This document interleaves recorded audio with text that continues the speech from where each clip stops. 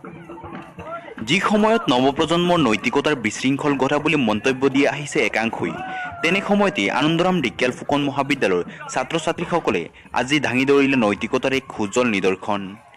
নৱপ্ৰজন্মক যে সুভাৱে গাইড প্ৰদান কৰিলে নৱপ্ৰজন্মই সমাজ তথা দেশৰ উন্নতি কৰিবলৈ সদায় প্ৰস্তুত, তাকেই যেন আজি প্ৰমাণ কৰি দেখুৱালে আনন্দৰাম ঢেকিয়াল ফুকনৰ মহাবিদ্যালয়ৰ ছাত্ৰ ছাত্ৰীসকলে।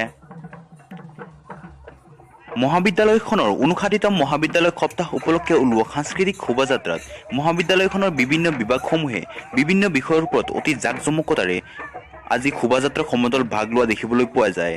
আৰু এই শোভাযাত্ৰাৰ সমদলত প্ৰথম স্থান দখল কৰে ভূগোল বিভাগে সময়ৰ লগত যাতায়াতৰ ক্ৰমবিকাশ আদি ওপৰত সুন্দৰভাৱে নিজৰ প্ৰদৰ্শনী দেখুৱায়।